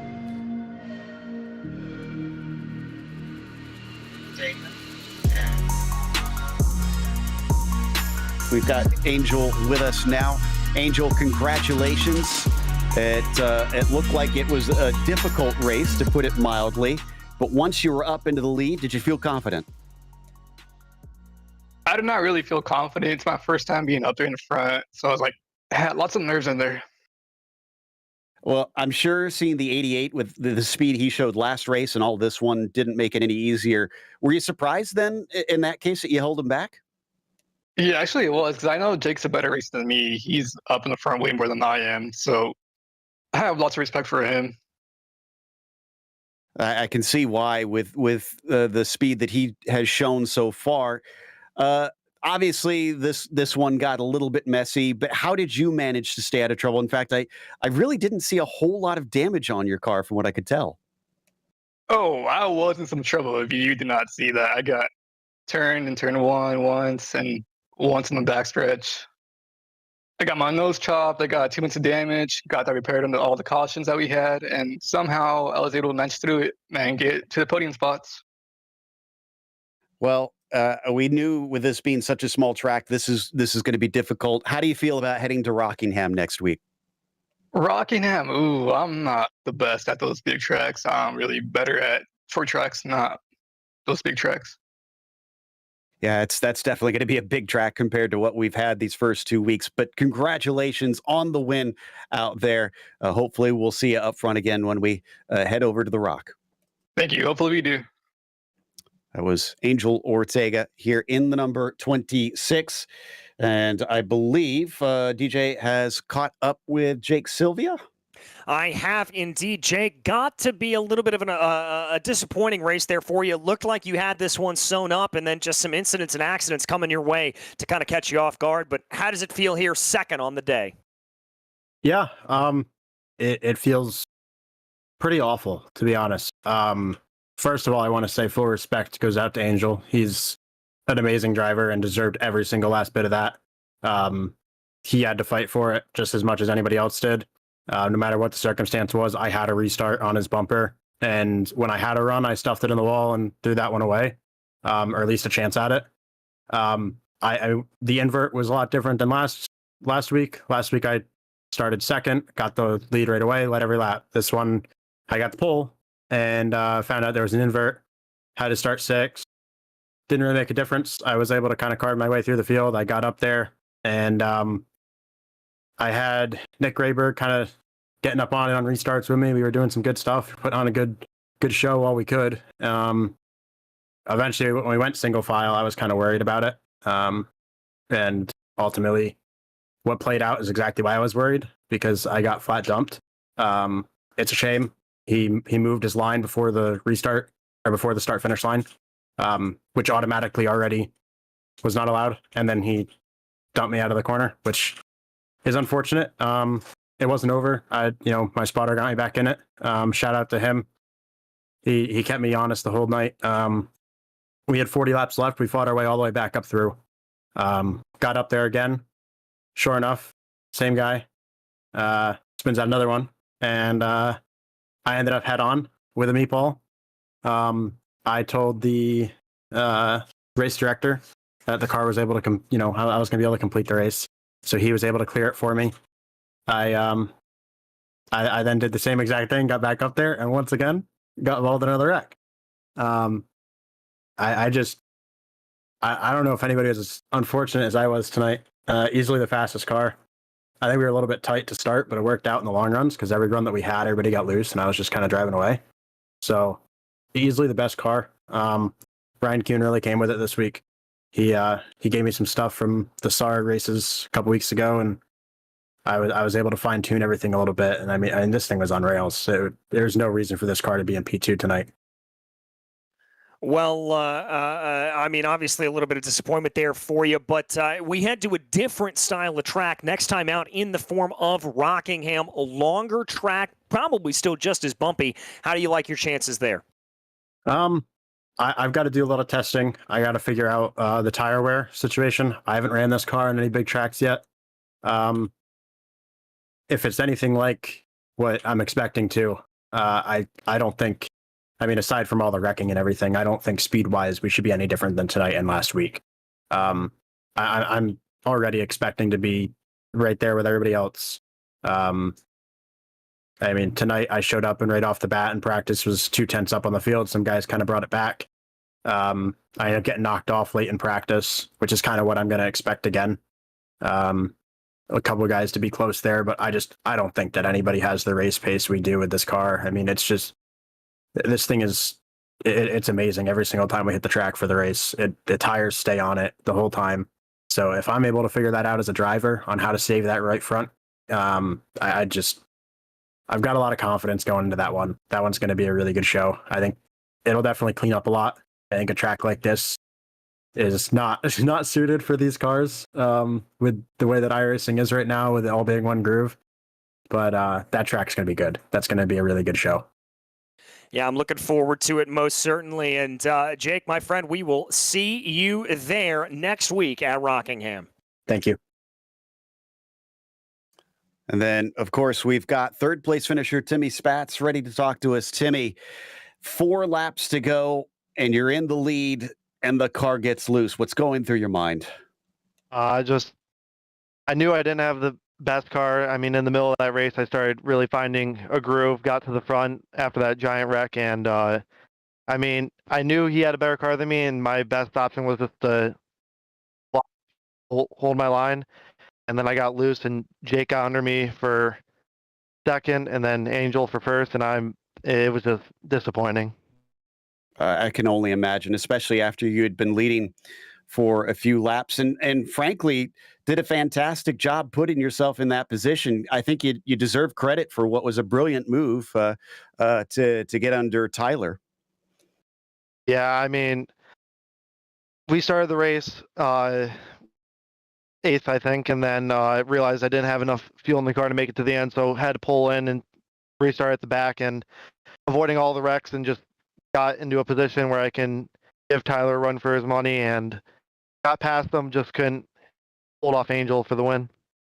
That explains that then, because I think we saw you go in early in the race and take a pit stop, and we were sitting there scratching our heads going, well, these cars don't refuel during the race and they can't get tires. What in the world is he doing in there? So, mystery solved. We've talked a lot about with the other drivers, Rockingham coming up. I mean, if this thing seemed like it chewed up cars, I'm sure that place is going to look like a monster. Yeah, I've never driven a track that big with these cars. I mean, these are really meant for short tracks, of course, and it's going to be a challenge, and we'll see what we can do midweek to work on some things and see if we can go for another podium there. Well, as you said, I think at least having the pace for a podium is something to be proud of, especially in a race as chaotic as this. Congratulations finishing in the top 3. Thank you guys for broadcasting. Well, that was P3 for the number 54 of Timmy Spatz today, which is going to wrap us up. And as we said, we are heading off to Rockingham on November 25th at 4 p.m. Eastern. So make sure not to miss that right before we get into Thanksgiving. That is going to be a riot of a time there at that huge circuit. DJ, I mean, like we've said, we kind of expected this would be a little bit like this, but what are your ultimate thoughts today? I mean, my ultimate thoughts here today is the green flag action that we saw was absolutely spectacular, and I am very much looking forward to what we're going to see at Rockingham. As Jake said, it's going to be a completely different race. It's still going to be bumpy. It's still going to be difficult for these drivers, but you let them loose on a little bit of a longer circuit. Hopefully we get a little bit more spaced out, get those yellows under control, and it's going to be one heck of a race. Yeah, I agree. I think it's going to put on a pretty good show out there. It usually does. So thank you to everybody for joining us here tonight. And of course, we want to thank the team today, DJ, Ryan, and Dougie. Make sure and join us on November 25th. But until next time, race clean, race hard. We'll see you on the track.